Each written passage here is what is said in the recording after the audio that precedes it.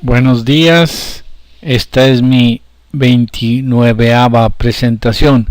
Bienvenidos. Siempre hemos estado discutiendo la doctrina de lo uno y lo múltiple, y ahora mi hermano Raúl Fuentes me hizo ver un artículo que salió en YouTube que se opone a la teoría.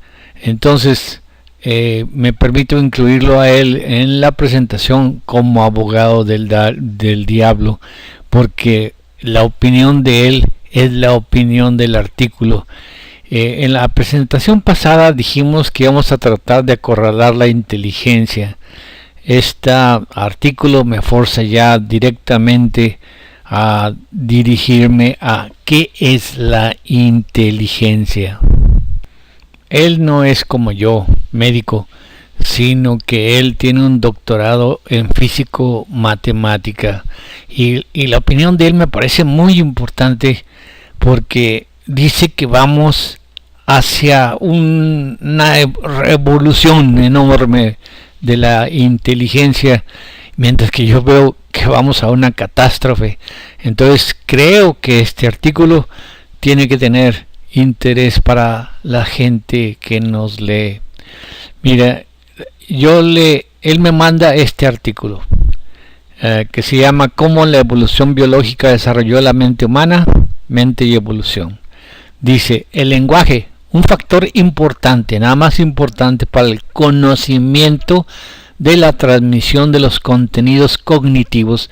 Entiéndase, el contenido cognitivo depende del cerebro. O sea, tenemos el Homo sapiens, tenemos un cerebro mucho más grande. A la izquierda dibujan el cerebrote del Homo sapiens, y el cerebro hace el contenido cognitivo, y entonces el lenguaje lo transmite.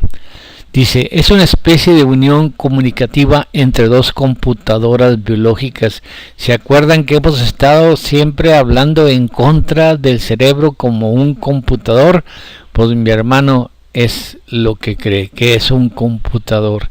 Entonces yo le respondí viendo el artículo: hey Raúl, me pareció muy importante ese estudio sobre niños de 3 y de 4 años en Escocia. Tan importante que puedo incluirlo en una presentación si tú me autorizas, porque no quiero que me acuses de estarlo robando. ¿Crees en la teoría aquella que ahí se expone de que entre los 4 y los 5 años el hombre adquiere la capacidad sublime de teorizar, de hacer deducciones, un test que jamás han podido pasar un chimpancé? ¿De qué depende de que no lo hayan logrado? ¿Del cerebro o del lenguaje? Yo digo que del lenguaje, no del cerebro. ¿Por qué no me expones tu punto de vista? Y él me contesta: primero, nunca te voy a acusar de nada en el campo de las ideas. Ahora, a mí me parece, dice él, que no me parece una teoría, sino un hecho factual de experimento de que el hombre lo hace. O sea, esa capacidad sublime cognitiva. Lo que no estoy muy seguro es si un animal cualesquiera no lo hace, pero si es así, el cuate le pegó al clavo. De hecho, así es la ciencia. El rollo teórico lo tienes que pasar a experimentos comprobables por cualesquiera, donde quiera, y la lógica pura te debe llevar a la conclusión. El lenguaje no te va a llevar a nada, porque hasta los pájaros se comunican. Es el cerebro, y tuvo que ver con la ingesta de carne cocida por el Homo sapiens. Eso lo decía mi papá hace mucho. Mi papá fue un médico y maestro. Le interesaban mucho las teorías de Engels y de Marx. Donde se dio el quiebre fue con el lenguaje escrito. Ahí todo se fue al cielo. La evolución primero fue por el número de neuronas, luego por la forma de interconectarlas, pero últimamente por la forma de interconectar personas de todas las épocas por el lenguaje escrito. El avance en los 2 o 3 últimos siglos es tan rápido que ya no lo puedes explicar por la evolución darwiniana, entendiendo genes. Ahora estás conectando individuos como una computadora con multiprocesadores. El internet va a acelerar todo. Me interesa, ojalá que el lector capte la diferencia. Él está pensando en una teoría del cerebro como un computador, del cerebro que produce ideas, donde el lenguaje nada más transmite las ideas que el cerebro piensa, y que entonces ahora nos estamos conectando, o sea, primero la analogía del computador, el cerebro como un computador, pero ahora la analogía del lenguaje como conectando computadores, y que el internet va a acelerar todo hacia dónde. Él dice que hacia la mejoría de la humanidad, supongo, y yo digo hacia el desastre. Antes de exponer lo que mi hermano llama un hecho, tenemos que hablar acerca de los hechos que prueban la teoría. Ya lo decía Karl Popper, cualquier hecho que pruebe una teoría es una falsificación de la teoría, porque toda teoría busca hechos para justificarse a ella misma. Los hechos por sí mismos no existen como tales. Es la teoría la que los halla y los usa como prueba. Eso dice Karl Popper. Ahora, François Jacob dice, para que un objeto sea asequible al análisis, no basta con darse cuenta de su existencia. Es necesario además que una teoría lo acepte. En la relación entre la teoría y experiencia, es siempre la primera la que inicia el diálogo. Es la teoría la que determina la forma de la pregunta y los límites de la respuesta. El azar solo favorece a las mentes preparadas, decía Pasteur. Se supone que la observación ha sido hecha accidentalmente y no con el fin de comprobar una teoría. Si una observación es hecha con el fin de comprobar una teoría, según Karl Popper, la están ustedes falsificando. Pero la teoría que permite interpretar el accidente ya existía previamente. En realidad no tenemos ninguna lógica. La lógica va de acuerdo con la teoría. Nosotros tenemos teorías, no tenemos lógica, y no somos seres pensantes, somos seres parlantes. Este es el autor Andrew Whitten, de la Universidad de Andrews, Escocia. Bueno, es lógico que un Andrew entre a la Universidad de Andrews, que da las teorías que nos interesan. Dice él, entre los 4 y los 5 años el niño refina su capacidad cognitiva, dada por el cerebro. El cerebro dado por los genes, los genes que nos hacen genéticamente pensar. ¿Te acuerdas aquel artículo que decía, usted haga lo que haga con su hijo, no importa lo que usted haga, porque después de todo el pensar y la inteligencia dependen de los genes? Dice, su capacidad cognitiva como para teorizar, para deducir, detectar el engaño, para sentir lo que sienten otros, y eso es lo que nos da la capacidad sublime que poseemos, o sea, la inteligencia. Este es el experimento. El investigador en una mesa trae 2 muñequitos, una canasta con una pequeña cubierta de tela que está en la flecha amarilla, y una caja negra que la pueden ver ustedes en la caja, en la flecha roja, y una niña de 3 años. Miren, como decía François Jacob, o sea, la teoría determina la pregunta y determina el campo de la respuesta. Entonces ellos se preguntan, ¿puede una niña de 3 años detectar un engaño?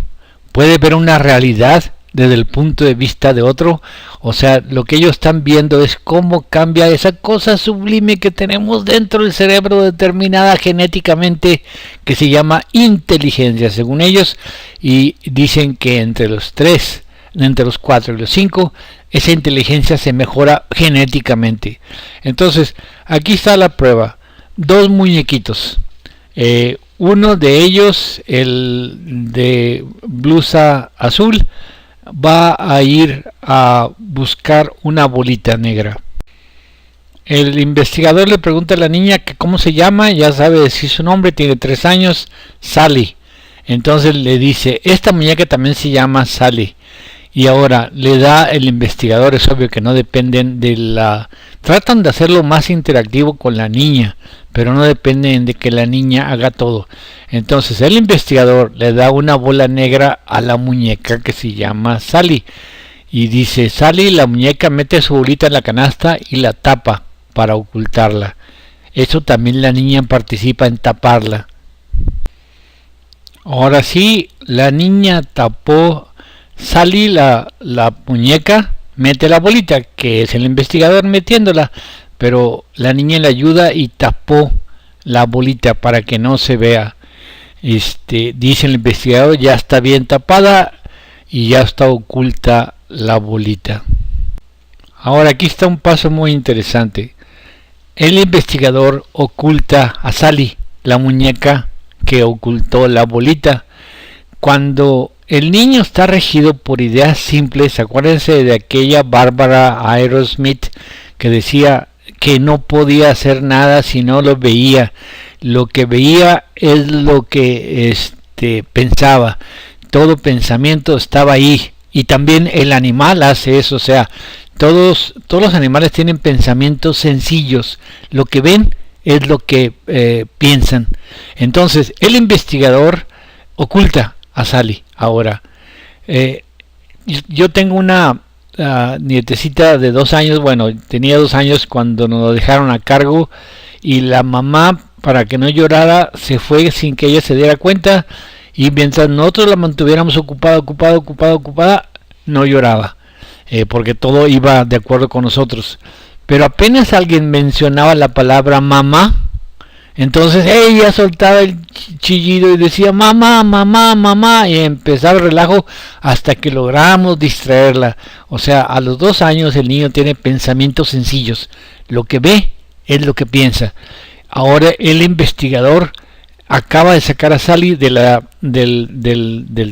tabla, ya no la va a mostrar, y le dice, Sally se fue a jugar al jardín, como tú te fuiste o tú te vas a jugar al jardín, ya no va a estar aquí. Ahora sigue el siguiente mono. Dicen ellos, mientras Sally juega en el jardín, viene el bromista de Al y saca la bolita de la cesta. Miren, es el investigador el que saca la bolita y se la va a poner en las manos a Al, pero la niña también coopera, o sea, para poder que se esté dando cuenta, le dice aquí, a ver, quita la mantita, saca la bolita, y todavía la mano de la niña está a la derecha, está cooperando y está entendiendo la situación. El bromista de Al saca la bolita.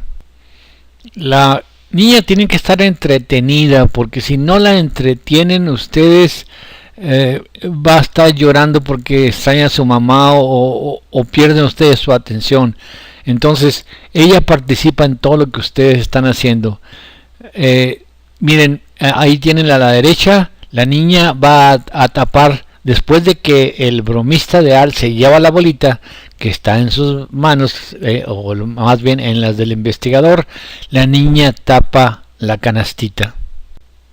Ahora la niña tapa la cesta y Al se lleva la bolita. La tramposa de Al se lleva la bolita y la mete en la caja. La caja está abajo, en negro, abajo de las manos de la niña. Mientras Sally no está, Al mete la bolita en la caja y la cierra. La niña a los 3 años es la que la cierra. El muñeco, manejado por el investigador, deja la bolita ahí, la niña ve la bolita en la caja y luego la cierra. Ideas simples, lo que ve es lo que piensa. Sally, la niña de 3 años, acomoda la tela en la canasta y cierra la caja con la bola adentro. Tienen que mantenerla ocupada. Ahora traen de nuevo a Sally, la muñeca, la que le dijeron, ¿cómo te llamas? Me llamo Sally. Bueno, esta muñeca también se llama Sally. Entonces traen de nuevo a Sally, que según esto estaba jugando en el jardín. La niña, lo único, como el animal, percibe lo que ve, es lo que está en su pensamiento, y las asociaciones son muy cortas. Entonces acaban de traer a Sally del jardín, y y va a buscar su bolita, su bola favorita.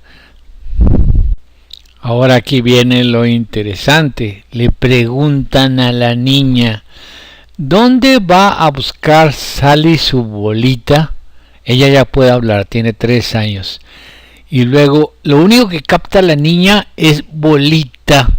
O sea, Sally quiere su bolita. De la expresión semántica todavía no está completa. ¿Dónde va a buscar Sally su bolita? O sea, le están tratando de poner un 4, le están tratando de poner un problema complejo, una idea compleja. Sin embargo, la niña nada más piensa en simples. Su semántica aún no está terminada. Entonces, lo que ella entiende es dónde está la bolita. Y dice, creo que aquí, y saca la caja negra, la destapa y saca la bolita. Lo importante es saber de qué cosa se trata el experimento, de un déficit de percepción o de semántica, porque aquí, si el niño está pensando con ideas simples, si se le mencionan la bolita, igual que como a mi nieta le mencionábamos la mamá, pues empieza a ser sensible, o sea, hace una asociación. La bolita, ¿dónde está la bolita? Pues aquí está, porque ella la vio que la pusieron ahí, y inmediatamente se va a la caja, porque sabe que la bolita está en la caja. Como que los investigadores dan por descontado de que ella entiende el sentido de la pregunta, pero ella tiene 3 años, apenas está desarrollando la semántica, entonces todavía no alcanza a comprender dónde irá a buscar Sally la bolita. Como se fija nada más en palabras aisladas, lo único que entiende es la muñeca, Sally quiere la bolita y ella sabe dónde está la bolita y dice, creo que está aquí. Pensamientos simples. Vean cómo está contenta la niña. Sally, la muñeca Sally que va a buscar su bolita. El investigador pone a Sally a buscar su bolita. Incluso el investigador puede torcer el experimento, porque si se acerca demasiado a la canasta puede tratar de incitar a la niña que decir dónde va a buscar su bolita, y se pone muy cerca de la canasta, puede decir la niña, pues no sé, pero ella sabe por las palabras que entiende es la muñeca busca su bolita, ¿dónde está la bolita? Y inmediatamente dice, ella la va a encontrar aquí, y se acaba el experimento. El investigador, por más que trata de convencerla, no resulta. O sea, las ideas de la niña son simples y lo que ve es lo que piensa. Oye, bolita, con esa palabra bolita aún no le entiende el significado de dónde va a buscar primero Sally la bolita. Eso no se lo entiende. Entonces ella está muy contenta y muestra la bolita donde la bolita está. Ahora ponen un niño de 5 años. La pregunta es la misma. ¿Dónde va a buscar Sally su bolita? Y él dice, ¿en la cesta? Y luego le pregunta el investigador, ¿por qué crees que la va a buscar en la cesta? Porque allí fue donde la dejó Sally. Aún no está muy seguro, pero ya entiende la semántica. ¿Dónde va a buscar Sally su bolita? ¿Dónde la va a buscar? Entonces la semántica le está diciendo ya dónde va a estar o dónde la va a buscar. O sea, ese es el brinco que el investigador dice que se debe a la inteligencia que evolucionó sola. Y sin embargo nosotros creemos que es la semántica que ha evolucionado. Por más que lo trates de disuadir, el niño, si la semántica está adecuada ya para los 5 años, acuérdense que según Piaget, para los 7 ya no hay nada que hacer, y todavía dice Bloom que ya para los 4 ya no hay nada, ya no hay muchas cosas que hacer. Él está mejorando la semántica. Una vez que se diga la bolita, ya no es una imagen simple. La bolita para una niña de 3 años es la bolita, imagen simple, pero para un niño de 5 que está mejorando la semántica, ya entiende la pregunta, ¿dónde va a buscar Sally su bolita? Entonces él se atreve a decir, la va a buscar en la cesta, porque lo que va él a hacer es iniciar el juego semántico. Y aunque no lo crean, mucha gente esta cosa que se inicia aquí y que ya debe estar terminada para este niño de 5 años, ya está al 80% terminada en un niño de 5 años. No se modifica mucho, la semántica no va a cambiar, nada más le vamos a estar metiendo memoria al sistema. El desarrollo semántico se completa muy rápidamente y las ventanas se cierran.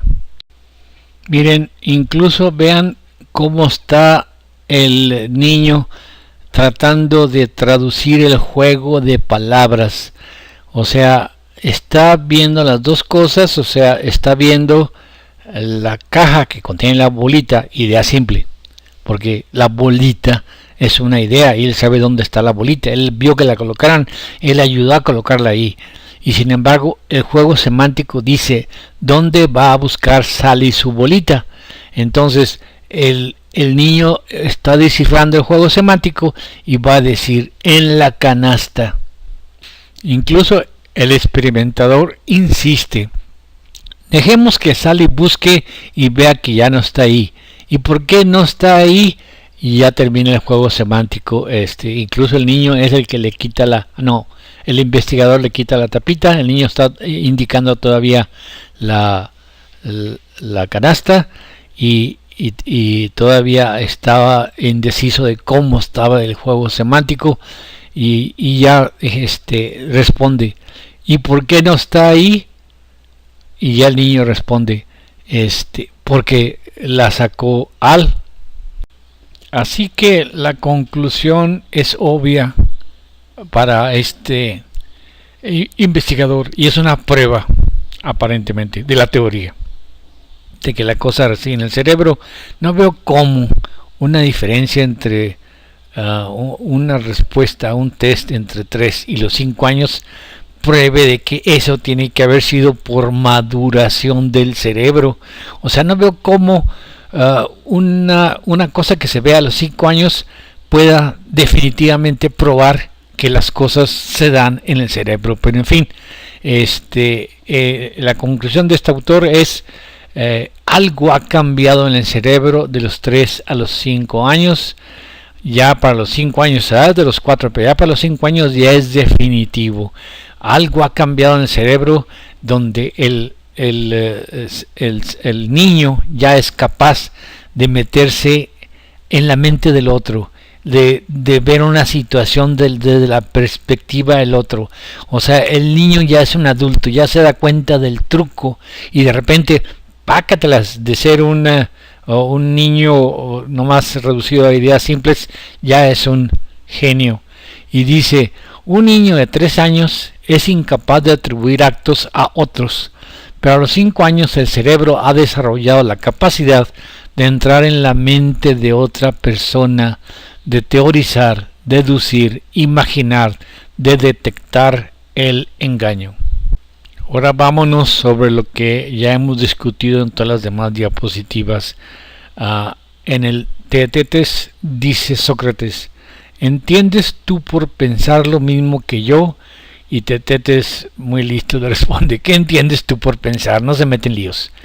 Sócrates, un discurso que el alma se dirige a sí misma sobre los asuntos que ella misma considera.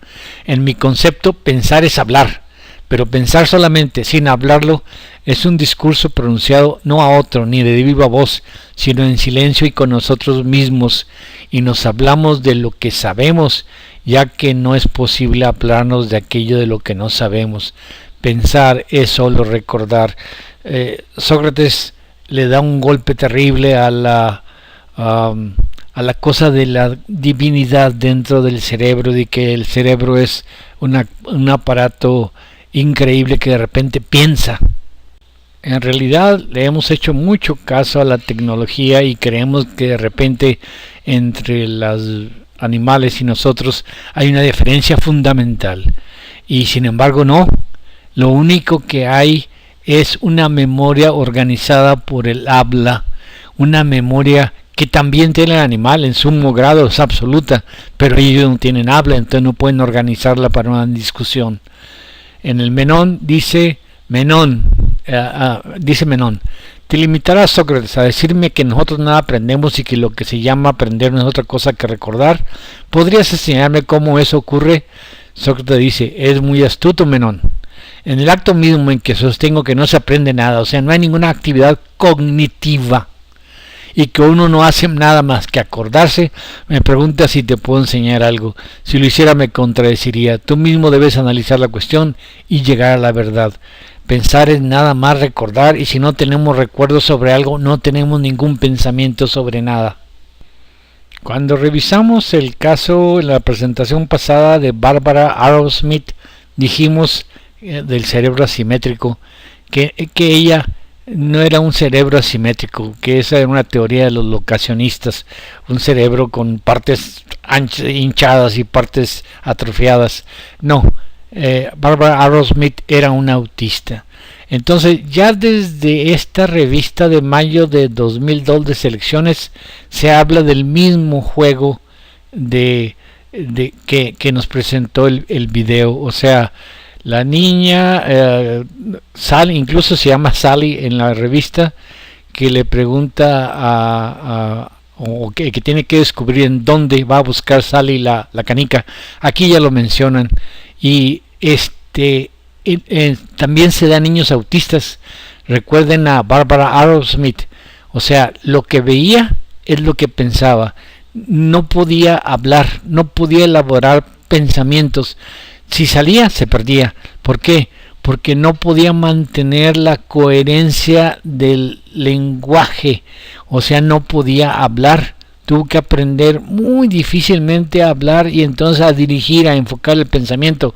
Pero el lenguaje es el que nos dice, a ver, porque en el animal es el instinto el que nos dice a dónde ir y qué buscar. O sea, el instinto crea un programa, el programa crea una necesidad, la necesidad que ya tiene el satisfactor de la necesidad, y el animal va a donde se necesita satisfacer la necesidad. Pero en el humano, si salimos, pues estamos libres, o sea, no tenemos instinto de a dónde ir, porque ya no tenemos instintos. Entonces, Barbara Arrowhead inmediatamente sale de su casa y se olvida de a dónde va, o qué está haciendo, o quién es, o a dónde se dirige. O sea, tiene los problemas del autista, y lo mismo le pasa al niño. Los autistas tampoco pueden resolver problemas complejos como dónde buscaría Sally su bolita, pero no pueden resolver problemas complejos porque tienen dificultades con la semántica, con el habla. Aquí está el caso de unos niños que son gemelos idénticos, autistas los dos. Entonces dijimos que el autismo es congénito. Pero es congénito, ya sea porque trae un defecto genético o ya sea porque hubo problemas intrauterinos. De todas maneras, el autismo, el niño autista nace retrasado, porque viene retrasado. El aprendizaje se empieza desde los 4 meses de gestación, el aprendizaje sensoriomotriz, y el niño ya llega retrasado a la hora de nacimiento, y si el daño es muy severo, puede seguir retrasado para siempre, o puede él compensar esos déficits. Esta es una diapositiva que salió, aunque no así, en lo del cerebro asimétrico. Fíjense lo que dice Barbara Arrowsmith, del Instituto Barbara Arrowsmith. Bueno, le costaba trabajo pronunciar las palabras, o sea, tenía problemas motores, sobre todo de pronunciación, y planear los actos motores adecuados para ejecutar un movimiento. En general, el habla es parte de los planes motores. Si no tenía algo a la vista, tampoco lo tenía en su mente, por lo que debía mantener ante sus ojos todo aquello con lo que jugaba o trabajaba y dejar abiertos armarios y cajones. ¿Ven? Esa es la memoria animal, puras imágenes simples. Si salía, se perdía. ¿Cómo esperaban que tuviera una...? Muchos autistas compensan eso. O sea, ¿cómo esperan ustedes que tenga un plan de a dónde va a ir esto si no tiene memoria? Si la memoria viene de la memoria corta. Estamos hablando de la memoria corta. Es la que nos ayuda a planear las actividades y lo que estamos diciendo. Si ella tiene problemas con la memoria corta, entonces ya no puede pronunciar lo que va a hacer o decidir lo que va a hacer. Es como cuando vamos a la cocina y ya cuando llegamos nos olvidamos de qué venimos a hacer. Muchas gentes pueden compensar esto, autistas, si traen todo escrito. O sea, un autista, ha habido autistas en ciudades muy grandes que pueden ir de partes muy complicadas a partes muy complicadas, pero con instrucciones. Ir y van siguiendo las instrucciones porque no pueden pensarlo. Ellos nada más pueden pensar en ideas simples, o sea, ver objetos y ir a la estación tal, tomar el metro a tal, bajarse en la estación tal, caminar 3 cuadras a la izquierda, ir al número tal, de tal. O sea, cuando el autista tiene todo planeado, puede hacer salidas. Incluso hay ciclistas que podían irse lejos porque no tienen ya impedimentos para manejar, para montar una bicicleta lejos, pero todo siguiendo instrucciones porque no tienen capacidad de planeación alguna. Hay un autista famoso que podía viajar por Londres, pero el relajo era que si de repente no seguía las instrucciones o tomaba una curva equivocada, ya no podía hacer nada. Imposible de remediar. O sea, un autista batalla mucho, pero si se le pone atención, entonces puede aprender cosas, puede aprender a leer. Miren, por ejemplo, el artículo de la revista Selecciones habla sobre Russell Rollins. Dice, tiene una inteligencia normal. Pero, ¿cómo miden la inteligencia? ¿Por memoria? Porque un autista puede tener una memoria prodigiosa, sin embargo, no puede articular pensamientos. Su semántica está mala y por lo tanto, dice, sus progresos en la escuela son lentos. Un autista tiene que superar muchos retos que un paciente no autista no tiene ningún problema, pero si puede aprender a leer, ya puede seguir instrucciones, pero eso no quiere decir que pueda pensar por él mismo. ¿Se acuerdan de Mario Pei, el lingüista? Él propone un acertijo. Dice, el reconocimiento del niño al lenguaje hablado va de 3 palabras al final del primer año a más de 200 al final del segundo año. Es obvio que el niño solo imita los sonidos que oye, pero si todo lo que se precisa en el lenguaje es un proceso de imitación, ¿por qué los monos antropoides, que son más similares a nosotros, no les ganan a las aves en imitar nuestro lenguaje? ¿Por qué los perros y los gatos, que han convivido con nosotros por miles de años, no han aprendido a hablar como nosotros lo hacemos? A ver si esto resuelve ante ustedes el problema del acertijo de Mario Pei. Las aves nos imitan a nosotros, porque las aves son expertas en imitar sonidos. Tienen la estructura adecuada para imitar la voz humana, pero para ellas las aves solo es un recuerdo.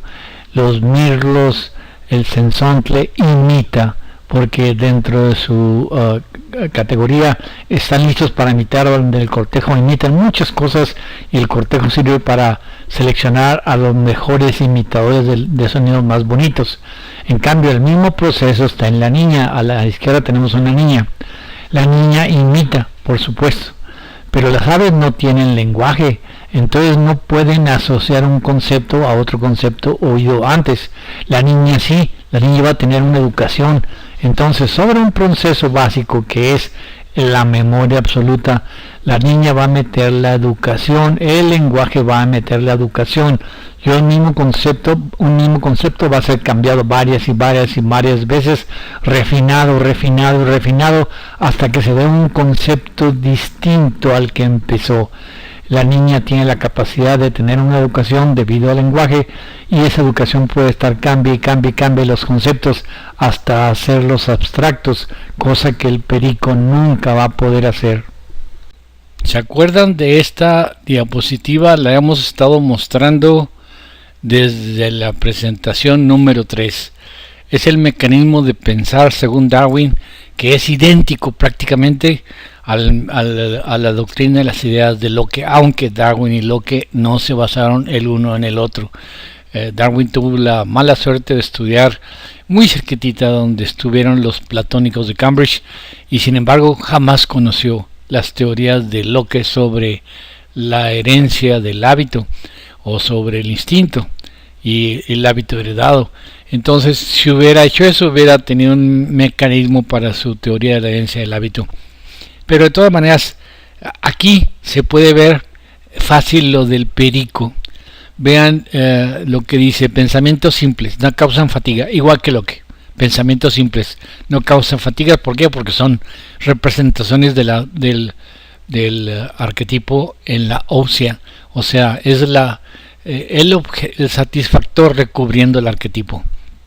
Entonces, los adquiridos es el cante de las aves, sonidos. O sea, una ave puede adquirir sonidos oyendo otras aves. Darwin decía, en Inglaterra muchas aves cantan, y sin embargo en Tierra de Fuego las aves no cantan. Y en Inglaterra todas las aves le tienen miedo al hombre, pero en la Patagonia no le tienen miedo al hombre porque nunca lo han visto. Y todo eso es memoria e ideas simples. Entonces el perico tiene puras cosas con las ideas simples, mientras que los pensamientos complejos que causan fatiga son el formar oraciones, dependen de la memoria corta.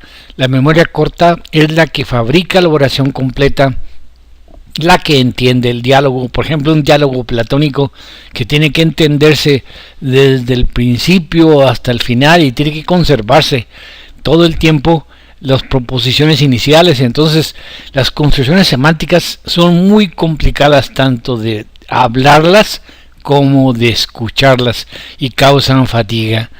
Quizá por eso sea que no tengo lectores.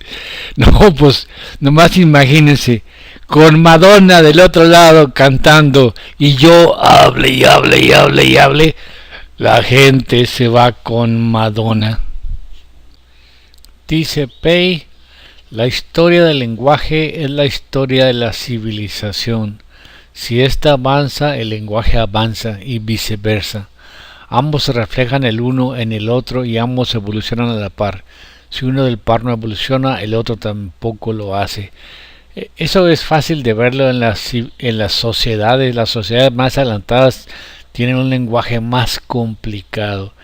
Y fíjense lo que dice abajo: la unidad del habla no es ni un sonido individual ni una palabra individual, sino la oración, que es la que conlleva un concepto. En el caso de la niña, ella aprende por imitación y aumenta el número de palabras, de tantas al año, de tantas a los 2 años, de tantas a los 3 años. Pero los conceptos van cambiando con la misma palabra. Las oraciones, las frases van cambiando con respecto. Se usan las mismas palabras, pero las consecuencias son distintas, y esas consecuencias distintas de las mismas palabras son las que son aportadas por la educación.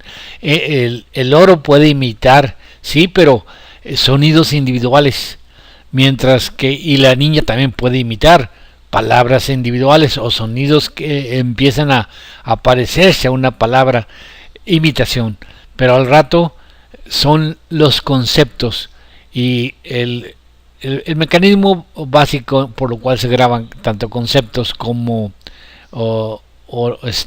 cosas del perico es el mismo, memoria.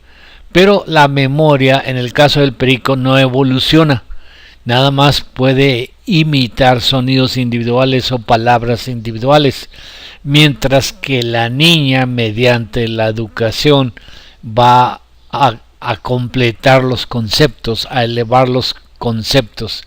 Consecuentemente, sigue diciendo Pei, la unidad del habla corresponde a la unidad de pensamiento. Es lo mismo que dice Sócrates: pensar es hablar. Así vemos de que entre la niña y el perico, como dice Darwin, hay solo una diferencia de grado, no de tipo. En ambos está la memoria. en la niña la memoria le ayuda a tratar de aprender sonidos. En el perico la memoria absoluta le ayuda también a aprender sonidos. Pero el perico los usa según su programa y la niña en cambio ya no tiene programa en que basarse, y entonces la educación va a hacer que poco a poquito ese aprendizaje de sonidos, ese incipiente lenguaje, derive en conceptos, y los conceptos van a estar aumentando y aumentando y aumentando, mientras que el perico no puede hacer eso. Que en el perico la memoria los lleva a simplemente a imitar, mientras que en la niña la memoria la lleva a poder aprender conceptos. Se me ocurre un ejemplo práctico. Agarren los diálogos de Platón, cualquier diálogo, y empiecen a leer las disputas entre Sócrates y los diversos interlocutores. En todos los diálogos siempre se revisa algún aspecto práctico de lo que la gente cree saber y en realidad no sabe. Entonces agarren cualquier diálogo, y entonces es obvio que al final, mediante el lenguaje y la comunicación, el interlocutor de Sócrates, o sea, el que responde, va a saber una cosa que no sabía antes. Pero el hecho de saber más cosas sobre algo no nos hace conscientes, no somos conscientes de todas maneras. Simplemente conocemos otros aspectos de una cosa y podemos modelar nuestra conducta de acuerdo a esa cosa. El hecho de ser de no ser conscientes no deja de importar el ser racionales. O sea, un agente racional hace una conducta con la vista a un objetivo a largo plazo y en bienestar de la comunidad. Eso es un ser racional, alguien que se dirige por lógica, aunque en el fondo no sea un ser consciente. Tanto pericos como nosotros compartimos una cualidad común, la memoria, nada más que no, pero solo nosotros tenemos lenguaje. Miren, yo andaba con Sócrates, ¿no? Pensar es hablar, dice Sócrates. Pero recientemente leí un libro de Alexander Luria, Conciencia y Lenguaje. Eso no nada más me certifica en lo que yo creía, sino que Luria me pone otra vez las pilas y se va para cosas que ni siquiera había yo previsto. Nos había faltado visión. Fíjese lo que dice Luria. Lev Vygotsky dice que el pensamiento es creado en un proceso verbal. Eso fue en 1934. Vygotsky era amigo de Luria, murió muy joven, en los 30 y tantos del siglo pasado. Pero el fenómeno de la multisignificación de las palabras y de las oraciones es mucho más amplio de lo que se puede parecer, y el significado exacto del oído, leído o dicho entra en una serie de posibilidades de interpretación que anula cualquier intento de homologar los pensamientos. Nos fregamos. O sea, me había quedado tan sencillo, pensar es hablar. Bueno, eso está bien sencillo, pero ahora resulta que de todo lo que podemos oír, ver o lo que sea, entra la multisignificación en un proceso tan ancho que no podemos homologar el pensamiento de una gente. Por eso, cuando un filósofo habla con otro filósofo, tiene que poner los aspectos en común y sobre lo que van a hablar. Las palabras no solo describen objetos, sino que también analizan enlaces y relaciones complejas asociadas a ellas. Es más, usamos las palabras que ya tienen un significado implícito que hemos heredado de nuestra sociedad y que difícilmente podrán ser entendidos fuera de ella. En la ontogénesis, el significado de las palabras se desarrolla y cambia su estructura, pero de igual modo cambian también los enlaces o relaciones que a través de las palabras expresan el pensamiento. Es decir, el pensamiento cambia. pero la situación emotiva detrás de las palabras que usemos es producto de un largo desarrollo que nunca desaparece.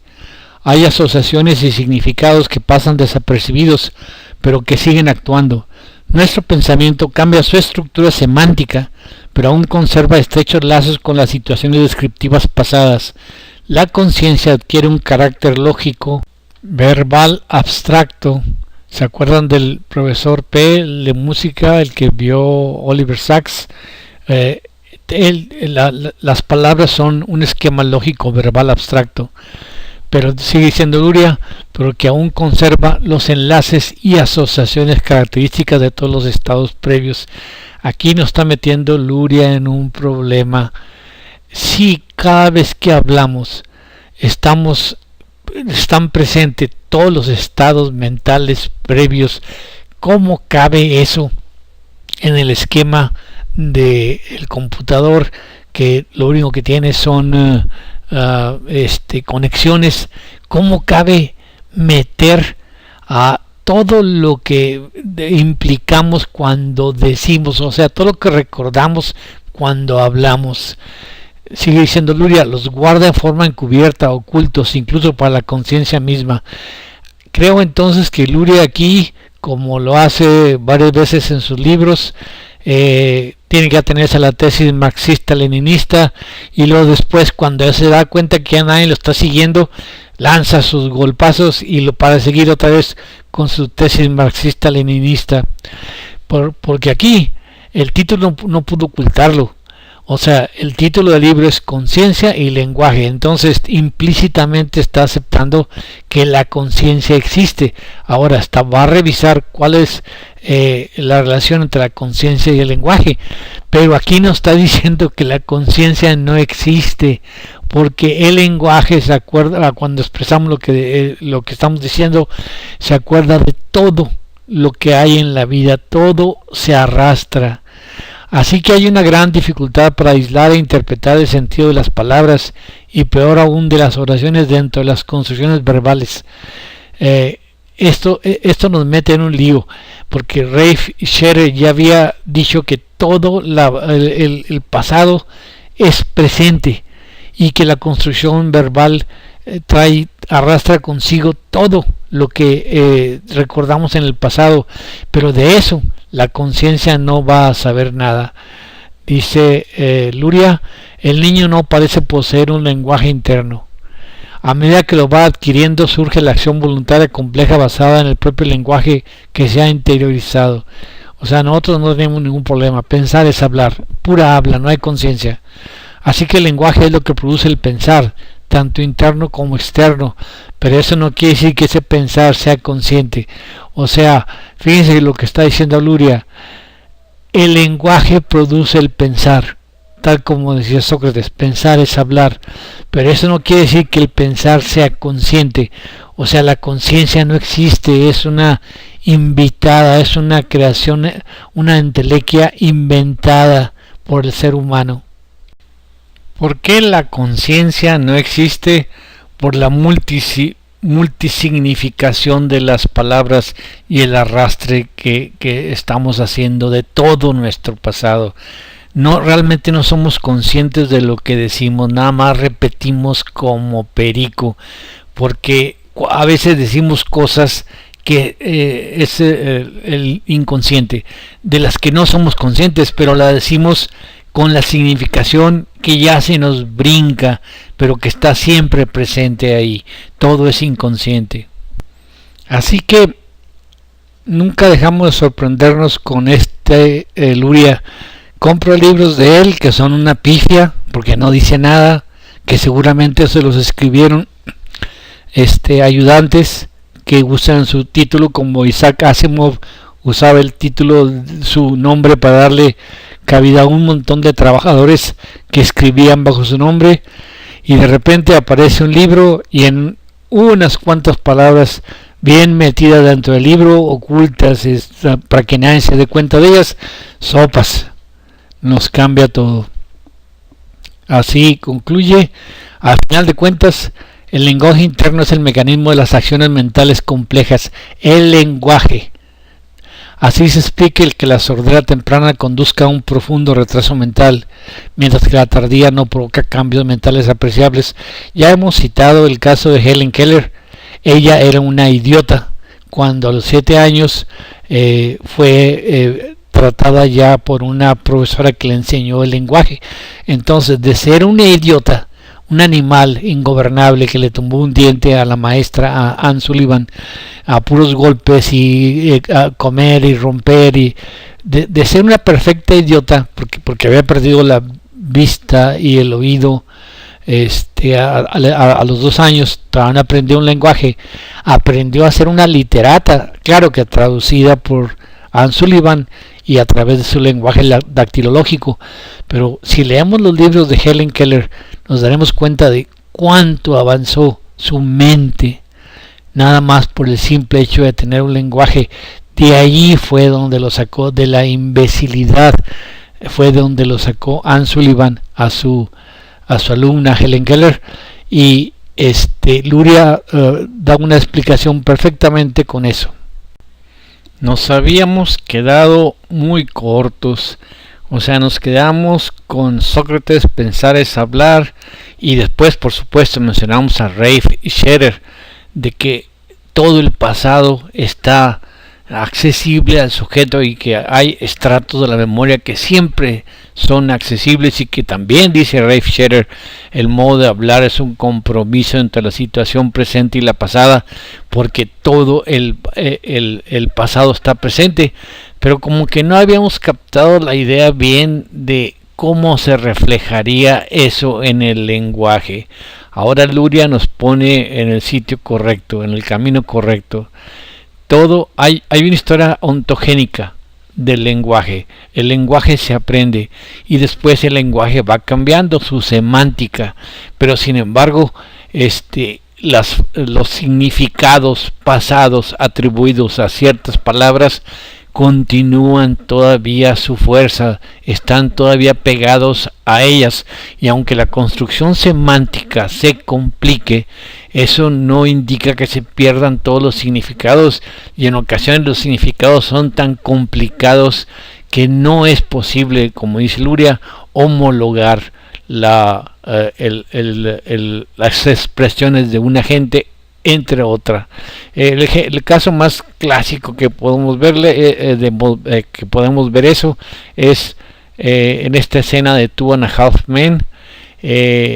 Charlie de cuando en cuando quiere darle buenos consejos a su sobrino Jack, que está siempre tirado en la cama tocando la guitarra, y va a su cuarto y le interrumpe, le dice: hey, no toques tanta guitarra, la vida no es nomás eso, la vida es un montón de circunstancias en los cuales tenemos que formarnos objetivo que nos permitan después comprar nuestros alimentos y pizzas, hamburguesas, cualquier cosa que queramos. Y después de darle un largo discurso a Jack, pensando que Jack lo entendió, se va Charlie, y el Jack nada más dice: lo único que oí es bla bla bla bla bla pizza, bla bla bla bla bla hamburguesa, bla bla bla bla comida. Aquí tendríamos la primera diferencia entre un ser humano y un computador. Todos los computadores son homologables mientras que tengan los mismos programas, todos. Sin embargo, el ser humano no es homologable, según nos está diciendo Luria, a ningún nivel. Los recuerdos son distintos, cada quien tiene recuerdos distintos. Miren, esa es la misma niña, ahora tiene 2, y el teléfono está desconectado para que no moleste a las operadoras. En la tarde fueron a visitar el metro en la ciudad de Chicago, y la niña vio una rata gigante entre las vías y quedó impresionada. Entonces, en la noche, en el cuarto de hotel, le desconectan el teléfono y le dejan que ella supuestamente se comunique con su papá. Entonces vean las palabras de ella. Ella es bilingüe, el papá es americano. Hello, hello, es hola. Dada, dada, así le dice a su papá. Aiton, o sea, le está platicando que vio un ratón. Cola es lo que más descriptivamente se le hizo a ella, o sea, cola del ratón. Y popó, o sea, la impresión de sucio, la impresión de lo que estaban las vías del metro de Chicago. Entonces, esa impresión que está diciendo que pasó en la tarde y la niña se la está contando supuestamente por teléfono a su papá, esa impresión se va a quedar. O sea, el ratón, bueno, la rata, seguramente le dijeron que era un ratón, va a estar ahí abajo y va a estar ese recuerdo vívido todos los días de su vida, aunque ella lo olvide, pero va a haber una asociación, la semántica va a cambiar, las oraciones van a cambiar, las frases van a cambiar, los conceptos van a cambiar, y sin embargo las asociaciones implicadas en la adquisición de esas palabras iniciales, aunque las palabras cambien, dice Luria, se va a mantener. Tenemos una memoria absoluta, y lo malo de Luria es que dice, eso va a cambiar, pero eso no quiere, el lenguaje va a modificarse, la semántica va a modificarse, pero eso no quiere decir que esos contenidos sean conscientes. O sea, no existe la conciencia. Nosotros no tenemos ningún problema con los hallazgos de Luria. El lenguaje supera la inmediatez obligada de la asociación del animal. Supongamos que fuera un gato el que vio a la rata. ¿Qué hace el gato? Atacar a la rata según los pasos del programa, y si no, recordar dónde vio la rata y esperarla ahí. Pero en el niño el lenguaje va a dar ya algo que quiere comunicarle a su papá. Pero a los 2 años su lenguaje va a ser muy cortito, va a ser distinto a los 3, a los 4, a los 5, etcétera. Pero nunca se le va a olvidar eso que vio y esas asociaciones que hizo. Miren, la palabra popó quiere decir excremento, pero ella lo dice porque lo único que pudo interpretar es la suciedad de las vías en el metro de Chicago. Entonces, para ella, y eso ya es una oración completa. Hola, papá, vi un ratón, tenía una cola grande y se hizo popó. Esta diapositiva ya la hemos presentado y la hemos modificado varias veces, pero es la misma básicamente. O sea, la analogía con un computador está a la derecha y sería la conciencia, que ahí dijimos no existe, con producto de conexiones neuronales. Daría una curva de aprendizaje progresiva y ascendente siempre, mientras el cerebro esté en buenas condiciones. Ahora, debemos darnos cuenta de que hay un problema con ese cerebro que queremos hacer asiento de la mente a fuerza. No trabaja así. Hay un marco atemporal. Entonces, ese marco atemporal tiene que grabarse los objetivos alcanzables en la ósea, y esos objetivos alcanzables tienen un periodo, unas ventanas para alcanzarse. Entonces, una vez que se alcanzan, ya no se modifican y se alcanzan en edades muy tempranas. Ya una vez que se alcanza el carácter y la determinación y muchas cosas que se enseñan, sobre todo la flexibilidad de la semántica, ya no se vuelve a modificar, ya no se vuelve a complicar. La semántica o la agarramos ya bien a los 7 años, o ya no va a haber dilatación. Esa pequeña dilatación es la flexibilidad que nos permitirá en el futuro entender un argumento complicado y entender un razonamiento difícil. Si no tenemos esa herramienta lista antes de los 7 años, ya después no se va a desarrollar. También vemos en esta diagrama de la conciencia de un marco atemporal el problema con lo que es conciencia. O sea, el animal no necesita meterle memoria una vez que alcanzó los objetivos alcanzables de la ósea, el programa está completo. O sea, el programa se completa ya antes de los 7 años. Ya los refinamientos no le interesan al animal. Y luego hay una cosa, todo una vez que el programa está completo, se arrastra.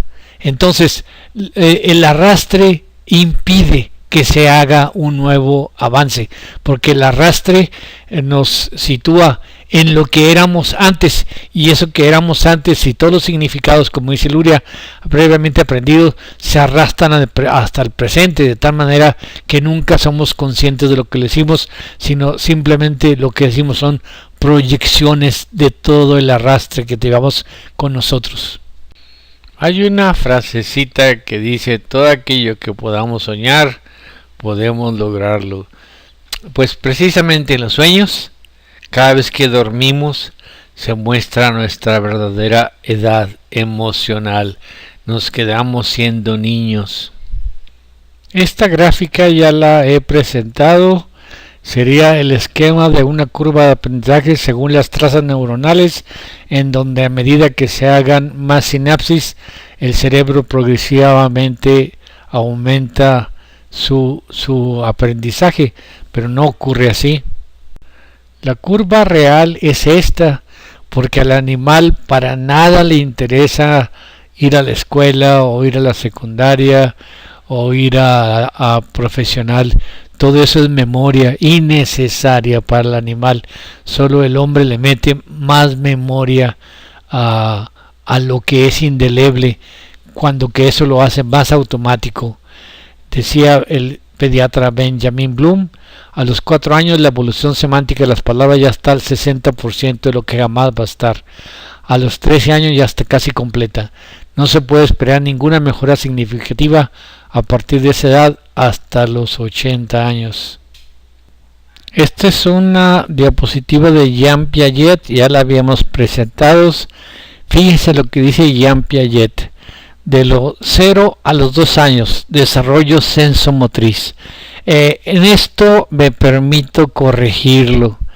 En la naturaleza vemos, por ejemplo, los casos del cuco. El cuco sale y todavía sin plumas hace movimientos para expulsar a sus hermanastros de cría. Entonces, el desarrollo sensomotriz no se inicia cuando el niño nace. El desarrollo sensomotriz se inicia tan pronto el cuerpo del bebé tiene movimientos alrededor del cuarto mes de gestación. Cuando ya tiene movimientos, esos movimientos ya indican que hay un programa y ya el niño está desarrollando su capacidad sensomotriz. Cuando nace ya debe estar completo, o sea, el niño debe tener ya unos instintos para respirar, para succionar del pezón y para mover sus bracitos en cierta manera muy avanzado.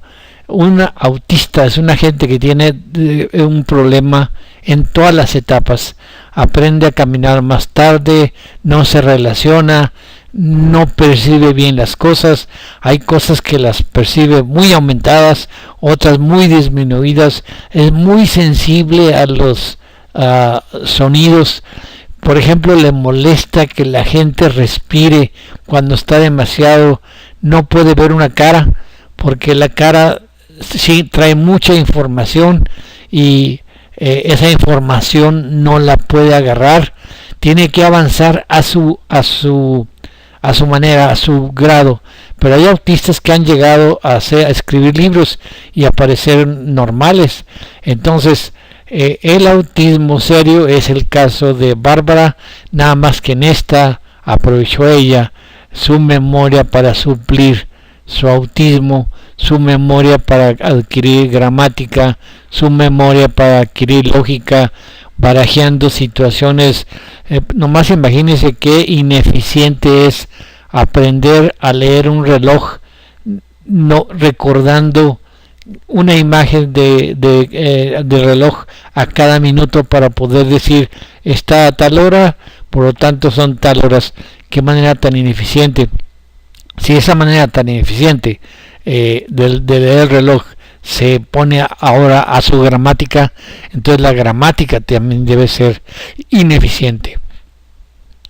Jean Piaget nos dice que de los 0 a los 2 años, ya dijimos, empieza mucho antes, el niño se ocupa de adquirir control motor y de conocer los objetos del mundo físico.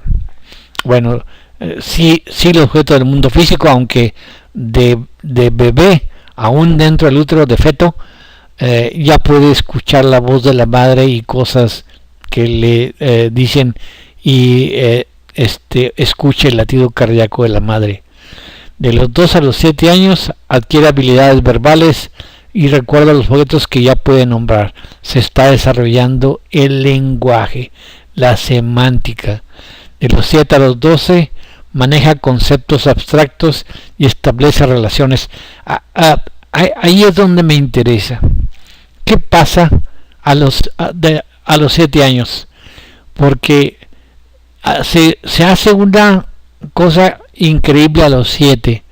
Ya a los 7 ya deja de aprender conceptos abstractos y establecer relaciones, aunque Piaget aquí dice de los 7 a los 12, y luego Piaget dice de los 12 a los 17 etapa operacional, o sea, de los 12 ya está listo el mundo, el sujeto ya no va a aprender nada más, busca encajar en la sociedad, ya no hay ninguna adición a sus habilidades de abstracción en sí. Para esta etapa estas no existen aún, no existe ninguna capacidad de abstracción, la mayoría de la gente nunca las va a tener, la mayoría de la gente nunca va a ser pensante. Entonces, ¿qué es la inteligencia? La inteligencia es esa chispita que tenemos nosotros de nuestra lógica interna, que muchas veces puede ser alimentada o anulada. El sentido común, o sea, saber lo que está bien y lo que está mal. Pero esa inteligencia, ese sentido común, es propio de los viejos, cuando ya no hay emociones. Los jóvenes son avasallados por la emoción y se dejan llevar, y el sentido común les vale un pito. Y sobre todo cuando hay gente vieja que puede manejar la fuerza emocional de los jóvenes, tenemos un problema. La memoria absoluta del animal puesta al servicio de la tecnología nos da gentes muy poco inteligentes, muy estúpidas, de hecho, demasiado estúpidas, y sin embargo con tecnologías increíbles. Miren, este es un B-17, para que vean cómo puede la tecnología avasallar, o sea, la pura memoria, avasallar lo que tenemos de inteligencia. En el año 1919 se acabó la Primera Guerra Mundial. La Primera Guerra Mundial, por supuesto, estuvo manejada por intereses. No me voy a meter en líos de intereses de quién, pero obviamente que era un empate. La gente estaba harta. Cuando empieza la guerra, todos pensaron, los políticos pensaron que era cuestión nada más de juntar ejércitos, enfrentarlos y listo, ganaba el más fuerte, se acabó. Pero la ametralladora deshizo todo el sistema. Las ametralladoras hicieron que las técnicas combativas no pudieran avanzar. Las ametralladoras desmiaban al ejército que avanzaba. Entonces valió sorbete, y después de 4 años de estar en trincheras, pues la guerra se acabó por cansancio, por agotamiento, pero no acabó donde las fuerzas que manejan la política querían. O sea, ellos no querían una Alemania vencedora, sino vencida. Entonces, en 1919 se firma el Tratado de Versalles, que garantizaba otra guerra. Y luego después, en 1933, Hitler sube al poder. Ya las fuerzas políticas que mueven a la nación ya sabían que Hitler iba a llevar a Alemania a una guerra, porque Hitler era un tipo que apenas llegó a cabo en la Primera Guerra Mundial, era un verdadero imbécil y estaba dominando a Alemania. Entonces, en 1933, cuando Hitler sube al poder, Delano Roosevelt, el presidente estadounidense masón, le encarga a las fábricas de armamento americanas que hagan un bombardeo que pueda bombardear desde Inglaterra a Berlín. Les da las especificaciones, les da el número de bombas, les da la distancia de vuelo, todo les indica, y las fábricas se ponen a construir. Es increíble. Este es un B-17, uno de los aviones más increíbles desarrollados, y sin embargo no se requirió mucha tecnología para hacerla. La fábrica de Boeing empezó sus operaciones en 1916, a mediados de la Primera Guerra Mundial. Entonces a un tipo le ponen a planear un bombardero.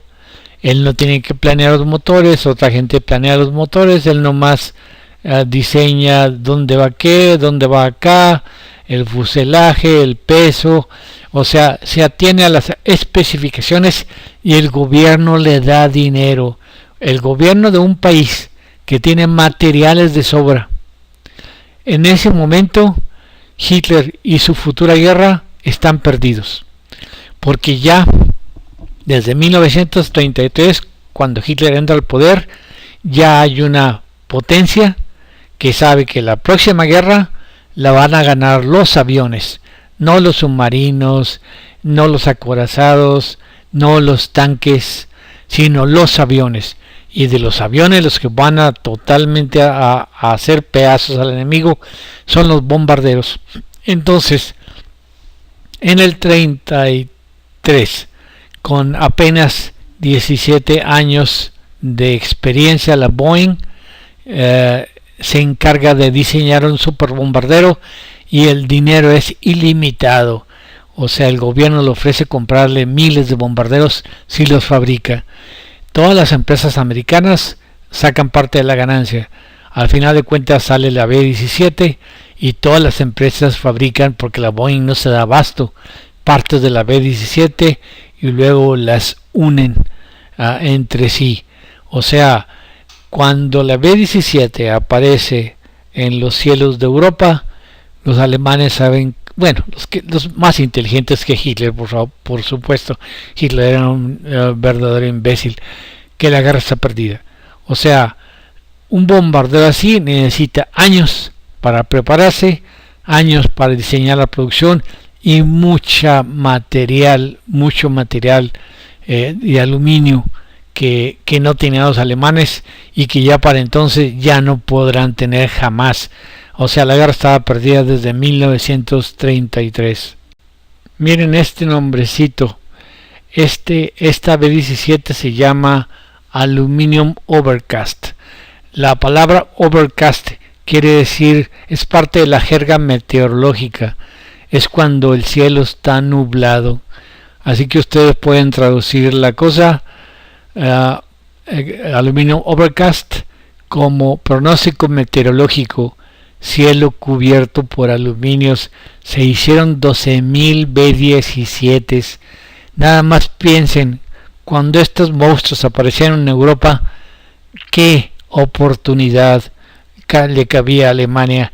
Hitler, que era un tonto, siempre decía que iba a ser la fortaleza de Europa. Churchill, más listo que él, dice, bueno, pues a esa fortaleza parece que le faltó ponerle el techo. Un piloto alemán de Messerschmitt, cuando vieron por primera vez las fortalezas volantes, dijeron, ¿cómo es posible poner tanto metal arriba en el cielo? Así que tenemos una máquina complejísima, diseñada solo con una compañía que tenía 17 años de experiencia, que podía con supercargadores volar muy alto, obviamente para que los cazas no la alcanzaran, y obviamente que tan alto no podía seleccionar los objetivos.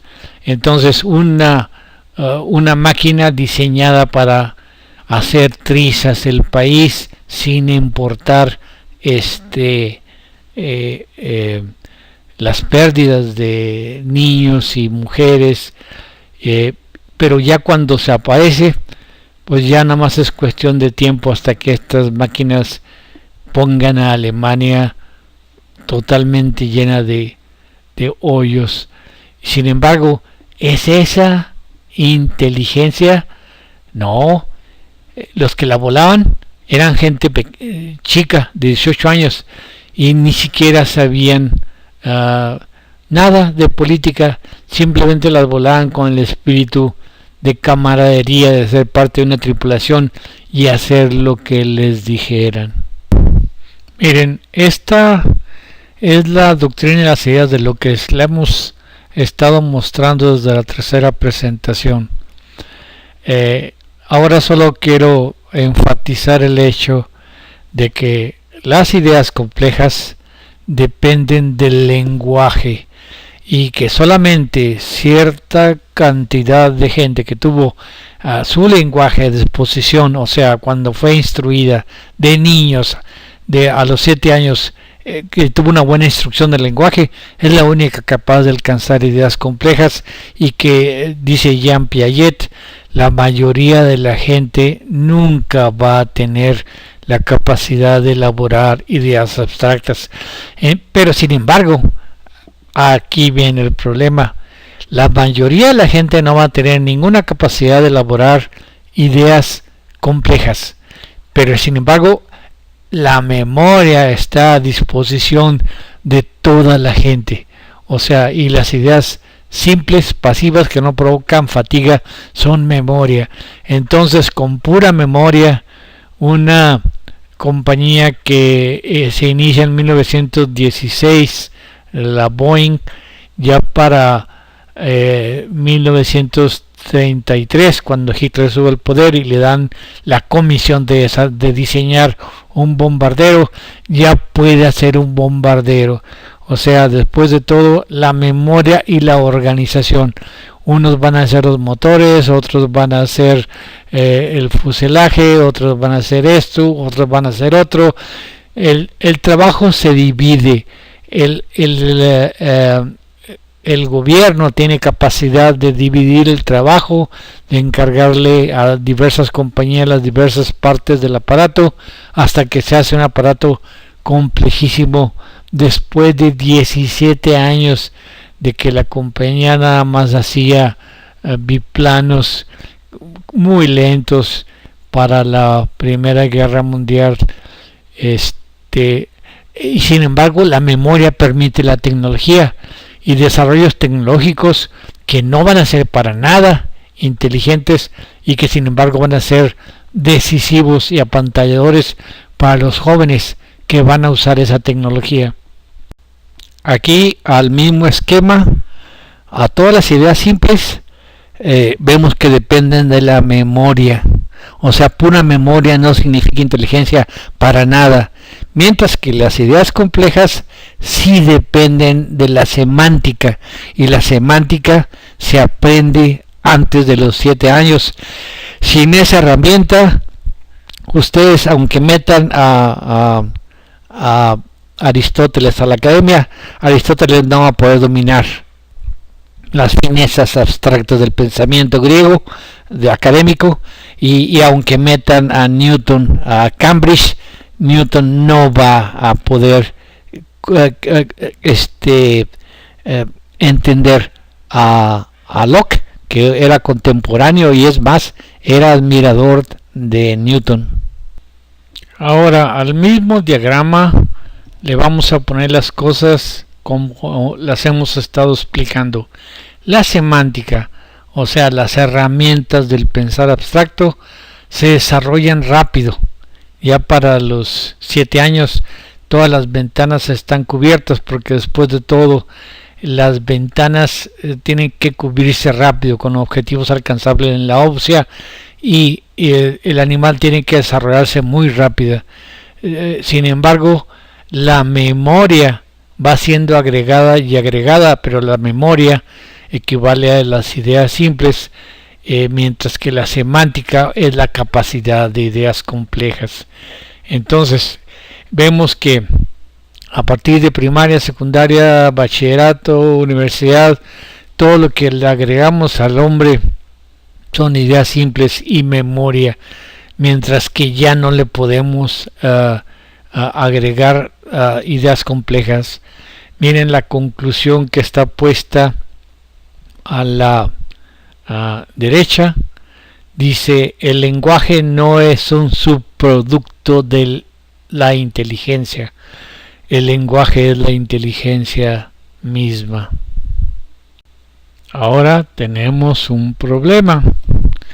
Si el lenguaje es la inteligencia misma, entonces el lenguaje suple al instinto, y como un suplente del instinto, el lenguaje es terrible. Vean ustedes en el mismo esquema, la raya blanca, y no la paro más porque si no ya no se distinguiría, estaría la curva de aprendizaje de los insectos, y la segunda raya se parecería, o sea, en anaranjado, sería la curva de aprendizaje de la mayoría de los mamíferos. Esta diapositiva ya fue presentada y es para que ustedes asimilen la curva real de aprendizaje. ¿Por qué es así de los humanos? Porque el humano no va a o sea, el animal para nada necesita memoria. La memoria la maneja el programa. El animal maneja solo la memoria que necesita el programa cuando la necesita el programa.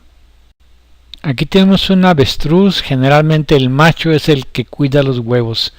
Los huevos deben tener un cuidado muy delicado porque si se asolean de más se mueren.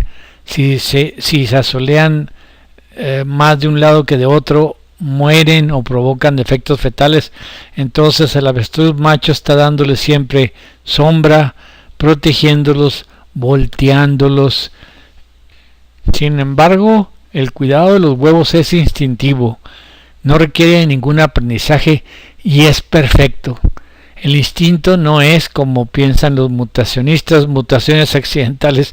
Sería imposible hacer algo tan perfecto con cosas accidentales y al azar. El instinto es un hábito que salió bien y que se repite en la siguiente generación. Si sale mal, no se repite porque la especie se acaba. Entonces, el acomodamiento de los huevos del avestruz macho para cuidar ya está grabado en los programas de instintivos, porque es el mejor hábito de hacer lograr más progenie. Cualquier hábito defectuoso ha sido eliminado. El instinto es perfecto. Ahora, cuando el instinto es suplido por el lenguaje y muy poca de la gente puede hacer ideas abstractas, entonces tenemos un gran problema. Ya no podemos confiar en que el hombre, el humano normal, tenga acceso a conductas inteligentes cuando está manejado por la masa.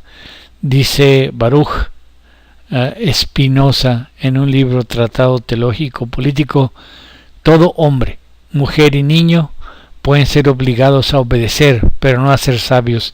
La sabiduría le pertenece ahora a la sociedad, y también la maldad puede ser manejada por esa sociedad, por esos líderes de la sociedad, la maldad, porque pueden manejar a una sociedad que no tiene capacidad de pensar.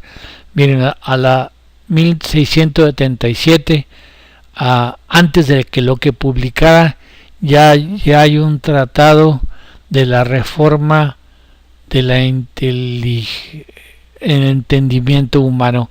O sea, Baruch fue el primero que él habló sobre el entendimiento humano. Dice Sócrates, la virtud es lo que hace a un hombre grande y puede ser enseñada. La bondad es una virtud moral y este es el más grande saber. El bien es la idea suprema y la maldad es la ignorancia de esa idea. El que obra mal es porque ignora el valor social del bien y solo sigue sus impulsos. Ahí está el problema. La mayoría de la gente es ignorante y no sabe el valor social del bien, y la mayoría de la gente sigue sus impulsos, y los impulsos son manejados por el gobierno. Miren, este es Lenin, el autor de la famosa frase: la religión es el opio del pueblo. ¿Por qué le molestaba tanto a Lenin la religión, cuando que él mismo era judío y totalmente religioso judío? Lo que pasa es que la religión interfiere con su poder. Si tiene que tener el poder absoluto, la dictadura absoluta, tiene que luchar contra la religión, porque la religión, generalmente la religión está en la base de los gobiernos. Entonces los gobiernos siempre se gobiernan por la religión. Muchas de las leyes salen de la religión, y ahora que el comunismo quiere el poder absoluto, ya no para un rey que cuando menos tenía un linaje, una casta, un pedigrí, sino para un donadie judío salido de la masa, la religión era realmente un enemigo.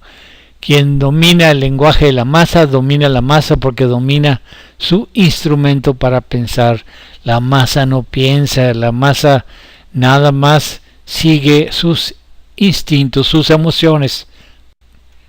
Kim Il-sung, de Norcorea, leyó bien a Lenin y fue un paso más allá de Lenin. Ok, la religión estorba para que un líder pueda mandar al pueblo. Bueno, entonces yo voy a hacer mi religión, así que toda la gente lo considera un dios, el rey Sol, el amado líder.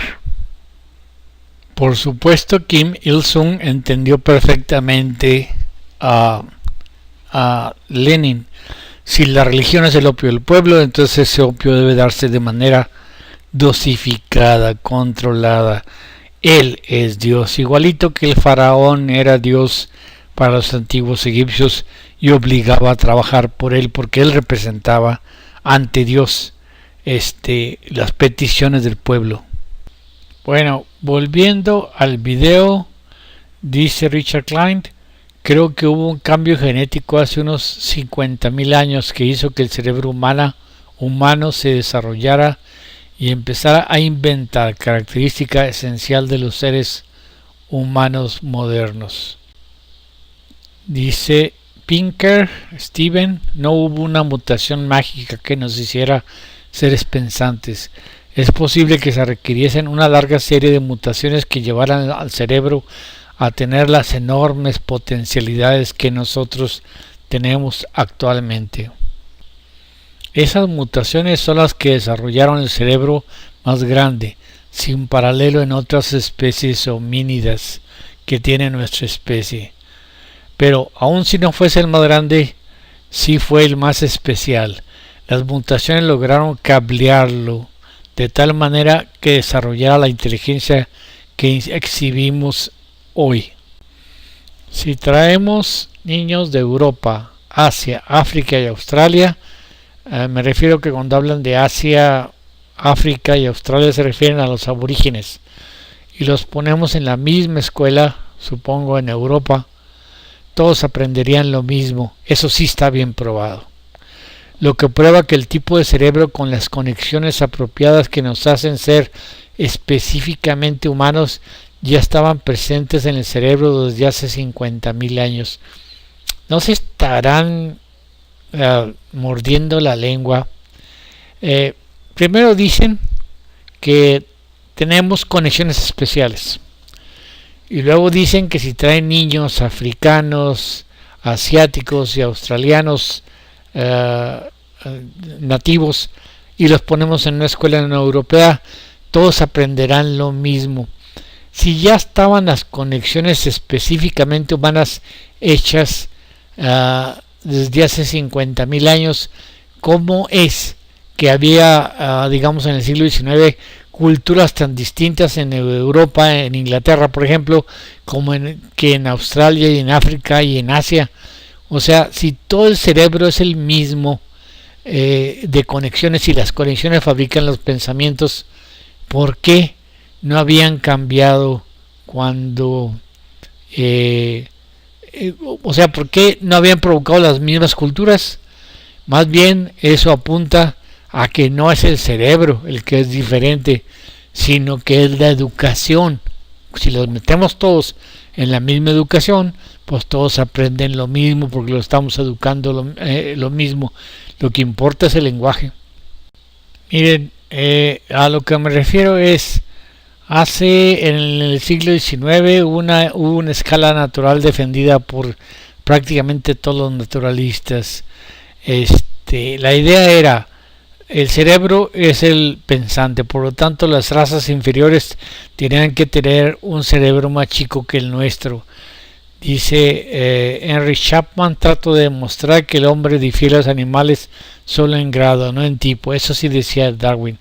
Espero haber cubierto la mayoría de las formas de transición, empezando desde los escalones más bajos de los simios antropoides y subiendo primero a los simios más avanzados y las razas más bajas de la humanidad, y de allí a las razas más altas. Así, los cráneos del chimpancé, un idiota, un negro y un calmuco serían la serie de formas ascendentes.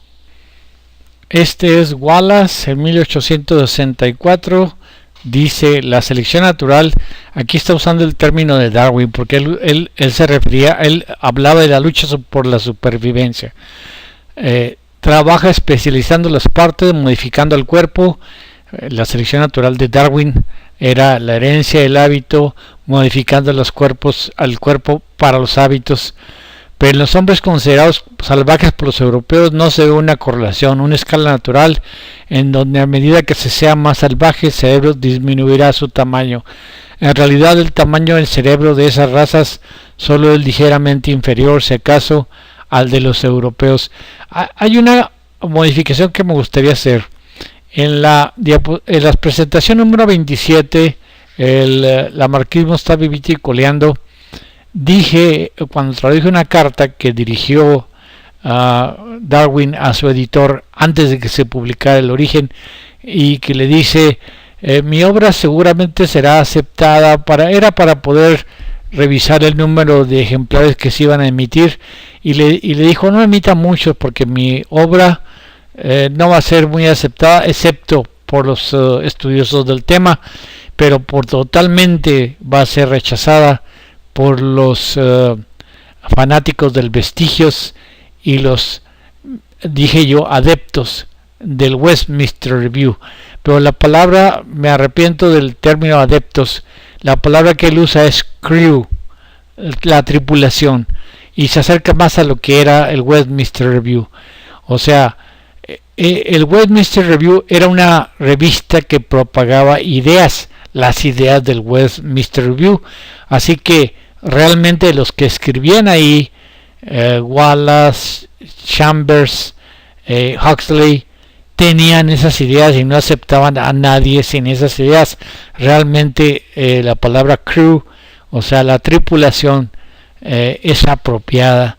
Un barco navega con su tripulación o rema con su tripulación, y eso es lo que hacía el Westminster Review. Darwin evita meterse en líos con su teoría sobre el hombre y se dedica nada más a tratar de probar en el hombre la herencia del uso y desuso de las partes. Sin embargo, a la escala de la naturaleza ni la ataca ni la defiende, o sea, porque él sí se consideraba especial. En su viaje del Beagle, cuando deja Australia y dice, ya me alejo de estos continentes condenados, es una gloria haber nacido en Inglaterra. O sea, él sí se consideraba de la aristocracia y veía a los salvajes imposible de comparar con una gente civilizada. No se mete en líos de medición de cráneos ni nada. Mientras que Wallace vivió entre salvajes y fue muchas veces ayudado. De hecho, los salvajes, sus compañeros en la recolección de especímenes, lo salvaron una vez que estuvo muy enfermo en Nueva Guinea y sin ellos no hubiera salido vivo. Entonces Wallace trata de defender el diseño divino y que ya hay en el hombre primitivo aún todos los factores para que de ahí surja un hombre civilizado. Dice en el 64, el cerebro humano es un factor nuevo en la historia de la vida. La naturaleza, en vez de delimitar la adaptación a un ser a un nicho ecológico dado, a través de la modificación incesante de las partes de su cuerpo, ahora ha producido un órgano que al parecer, está hablando del cerebro, está diseñado para evitar la especialización de las partes y que, de una manera infinita, puede fabricar herramientas que surgen de su intuición y de su propia capacidad para la invención. Con eso, la selección natural, que parece omnímoda y omnipresente en todo reino natural, queda desfasada, obsoleta y pierde todo su significado. Eso significa que con el advenimiento del hombre, todas las reglas de la selección natural han sido alteradas. Hasta ese momento todo era la evolución de las partes, para poder adaptar mejor un animal a su entorno. Digamos que el proceso que produjo la transformación de una aleta en una ala, o la transformación de una pata en una aleta, por medio de cualesquiera que fuesen las causas, era el proceso omnipresente en el mundo natural. Con el hombre vemos que ese proceso de adaptación de partes con una ganancia evolutiva se rompe. A pesar de que Darwin y Wallace coincidían en el hecho de que había una lucha constante contra el medio y contra otros animales para poder sobrevivir, y que eso evitaba que las especies crecieran desmesuradamente, en el proceso en que se modificaban diferían notablemente. En el diapositiva anterior dice Wallace, el proceso que convirtió una pata en una aleta o una aleta en una ala, cualesquiera que sean las causas, se pierde con el hombre. Ahora bien, en el Wallace piensa que esa aleta que se convirtió en ala, o esa pata que se convirtió en aleta, es debido simplemente a variantes, y que la selección natural ejerce a variantes que surgen espontáneamente.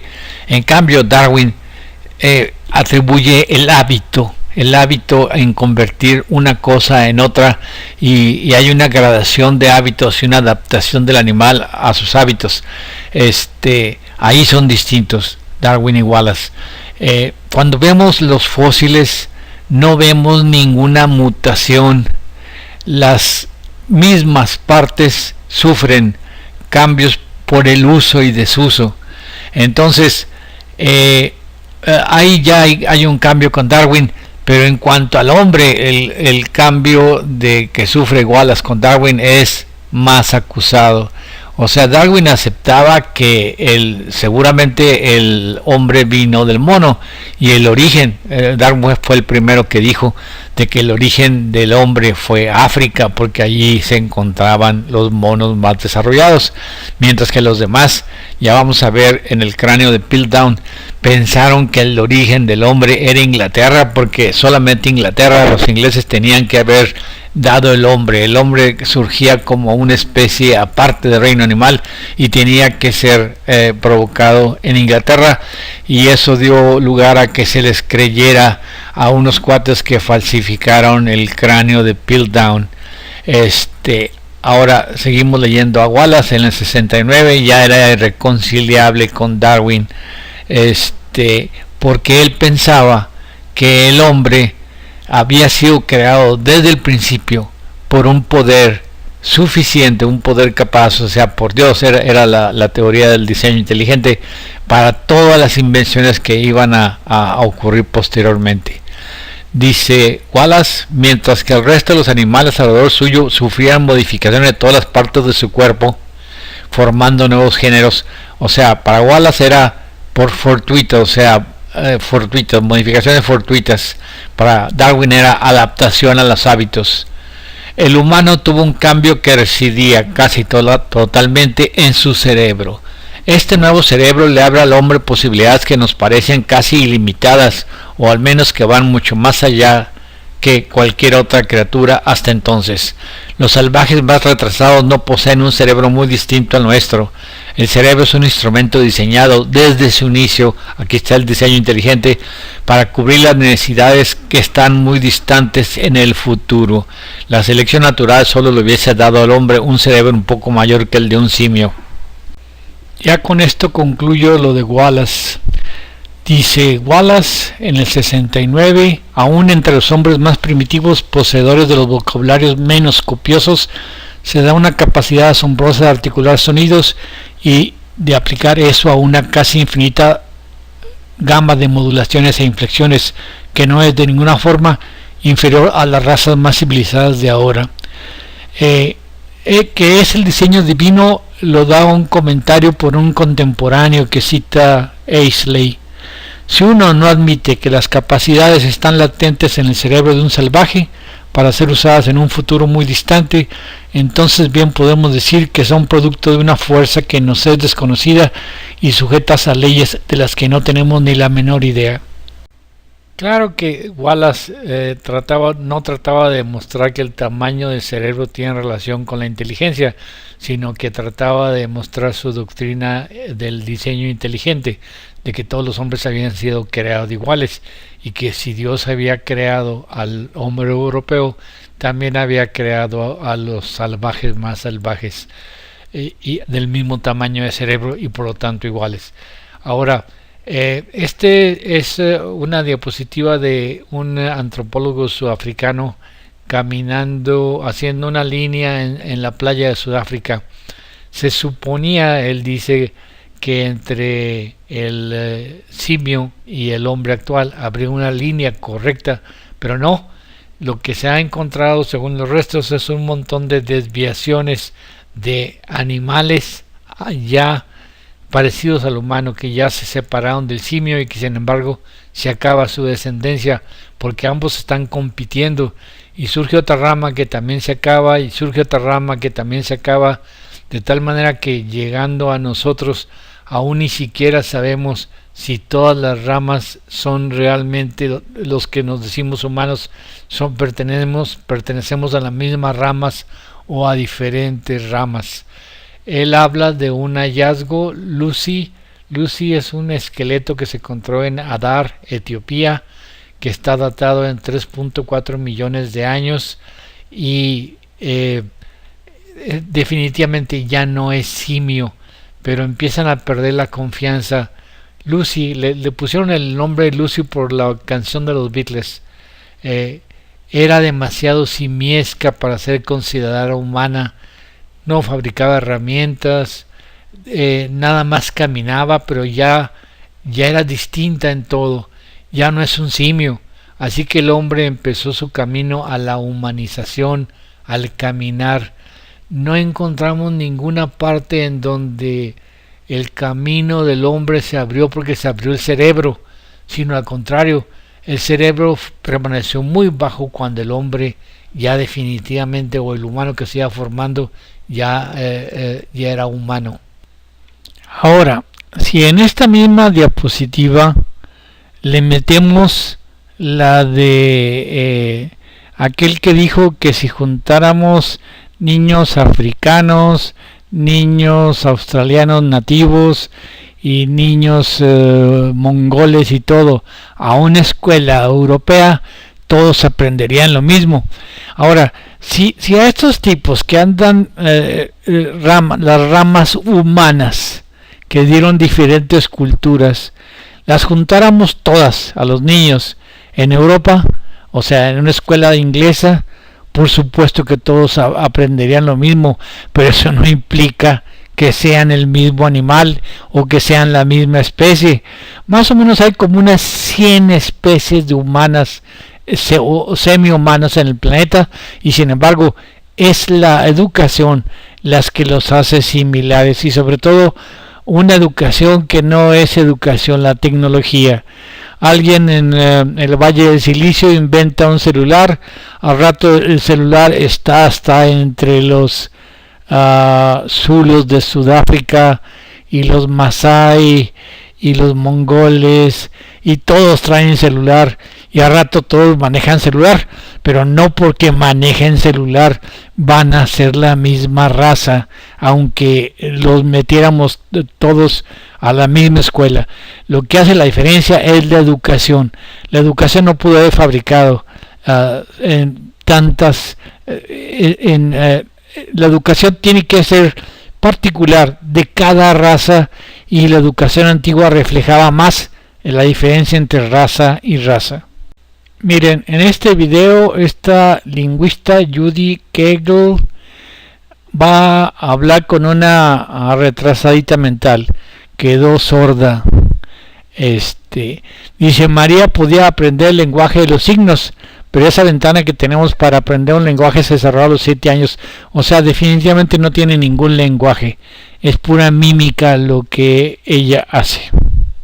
Ahora la misma lingüista dice: los niños nicaragüenses, porque durante la revolución nicaragüense hubo alguien que juntó a todos los sordos de Nicaragua en un solo centro, y la llevaron a ella a ver si podía enseñarles algo, sobre todo el lenguaje americano de signos, el Amezlán, y la conclusión fue esta: los niños nicaragüenses se rehusaron a aprender el Amezlán porque ellos ya tenían su propio lenguaje y para ellos era más que suficiente. Ahora bien, comparemos lenguajes de signos. Por ejemplo, el lenguaje dactilológico, donde estudió Helen Keller de su maestra Anne Sullivan, que venía de Boston, del Instituto Perkins de Boston. El lenguaje dactilológico da letras, mientras que el lenguaje de la pobre muda es nada más expresiones mímicas. Entonces el lenguaje dactilológico es muy superior a lo que están los niños nicaragüenses. Es más, el lenguaje dactilológico es superior al Amezlán, y los niños nicaragüenses no quieren aprender el Amezlán porque está más complicado. Ellos ya se pusieron a aprender con sus propias señas, que entre ellos durante varios años han estado desarrollando. Pero ahora comparemos la semántica entre los lenguajes, tanto de los nicaragüenses o cualquier otro lenguaje que desarrolla alguien que está sordo y que habla con otra gente que más o menos le entiende. Comparemos la semántica de los lenguajes improvisados con la semántica de lenguajes bien organizados como el dactilológico. Entonces es obvio que los niños ya no quieren aprender más lenguaje, ya no quieren estar tanto en la escuela, pero sin embargo su semántica es mucho más pobre que la semántica de los lenguajes no verbales de otros niños. En el video que estamos discutiendo, se dice que el Erectus no tenía esa chispa de inteligencia porque usó las mismas herramientas de piedra por más de 1 millón de años. El Erectus es el que ya marchó fuera de África. Como no tenía competencia, no tuvo que evolucionar, y si las herramientas se adecuaban a su modo de vida, no tenía por qué cambiar de herramientas. Además, sobran las inexactitudes. Dice nomás, fíjense, toparse con un neandertal, estamos hablando de los sapiens, debió ser algo impactante. 200 kilogramos de músculo en un macho. Pero en otros artículos, el tamaño neandertal es de unos 60 metros y el peso es de 79 kilos, y se han encontrado más de 300 huesos neandertales, hallazgos de huesos, así que creo que ya está bien definido. El tamaño es de 1,60 y el peso de 79 kilos, con una capacidad cerebral más alta que la normal. Aquí dice 1400, pero la mayoría es de 1440.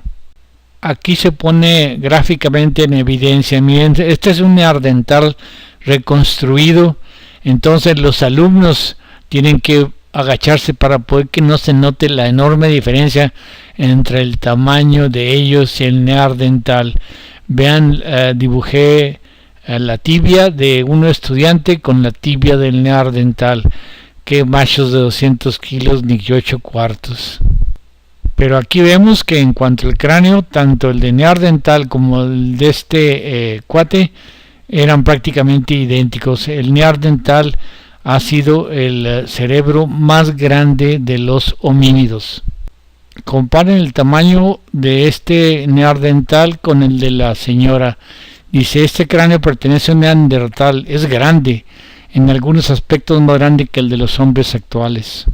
Con más de 300 hallazgos de neandertales, definitivamente ha sido el mayor tamaño cerebral alcanzado por los homínidos. El artículo dice, los neandertales vivían en grupos pequeños y aislados, y eso los privaba de contacto social. El contacto social es lo que desarrolló nuestra inteligencia, según ellos. Y ahora vámonos a la teoría más tonta de todos. Tenía que ser Richard Dawkins. De este Richard Dawkins, en 1970 publicó su teoría del gen egoísta. Entonces los genes eran cosas que los extraterrestres habían plantado desde hace miles de millones de años para que se conservaran, y nuestros cuerpos eran nada más un reservorio o un envoltorio para proteger a los genes. Pues igual ahora empieza con una teoría nueva, los memes. Los memes es información que se transmite de un cerebro a otro. Esto va a causar un tipo de evolución que no es ya la selección natural y que va a ser propagada por el internet y que ya es inevitable. Dice Dawkins, los memes se copian y pasan de un cerebro a otro mediante un proceso de imitación, al igual que un gene se copia. Es un tipo nuevo de darwinismo mémico que provocará una evolución mémica. O sea, los memes, se está hablando de los memes que se envía una gente a otra por el internet. Dice Sue Blackmore, la competencia entre los memes es lo que dará forma a las culturas del mundo. Tiemblo al pensar qué tipo de mente tan poderosa va a surgir de todo esto, y todo está pasando tan rápido debido al internet. O sea, que los memes, esos mensajitos que se envía una u otra gente, están siendo considerados por Richard Dawkins como procesos de transferencia de información entre ordenador humano y ordenador humano, y que por lo tanto va a causar una evolución. Primero que nada, revisemos la semántica de los memes. Incluso están abajo de lo que es la semántica normal de comunicación entre gente. O sea, un meme es una degeneración semántica de una frase, y si esas degeneraciones van a estar pasándose de un lado a otro a través del internet, lo que vamos a tener es una degeneración más del lenguaje. Y si tenemos una degeneración del lenguaje, entonces tenemos una estupidez más grande del lenguaje. Este es Robin Dunbar. Él estudia de qué hablan las gentes en el metro, en la calle, en los restaurantes, y dice que de lo que la gente habla, la mayoría de la verdad es para socializar, lo que se llama cotilleo, pero también podemos transmitir cosas técnicas. O sea, la técnica y el cotilleo es lo que se habla la mayoría de las veces, y ambos son ideas simples. Yo tengo en mi casa una bendición, mi suegra, que tuvo un accidente vascular cerebral. Si ustedes le preguntan, ¿cómo está usted, doña Lila?, les dirá, pues fíjese que muy bien, e inmediatamente pierde la noción de lo que está hablando, se le van las cabras al monte. Pero si ustedes le hablan de cosas donde ella pueda responder con un cliché, con una frase aprendida, ensayada muchas veces y repetitiva, ese es el cotilleo. El cotilleo ya no son palabras complejas, no son pensamientos complejos, son pensamientos simples, son repetición, como repite el perico, de sonidos que, aunque sean palabras separadas, representan un automatismo conjunto y por lo tanto un pensamiento sencillo. Esta es una diapositiva vieja, es acerca de los apaches. Se dice que los indios americanos del norte se comunicaban con dos manos y los apaches les bastaba una sola. O sea, vemos una reducción de las capacidades lingüísticas que también tienen que haberse reflejado en sus capacidades, no nada más de los lenguajes ellas, sino sus capacidades verbales.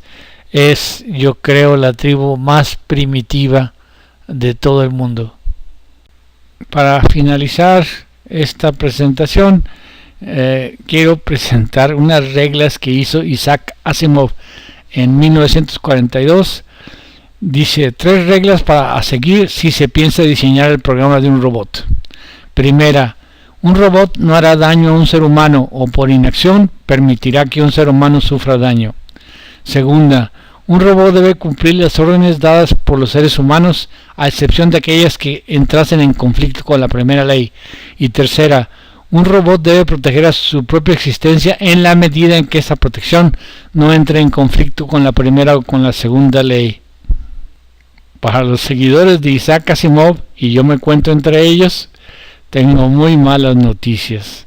Los robots ya están hechos, o sea, los humanos, y no están programados así. Gracias por su atención.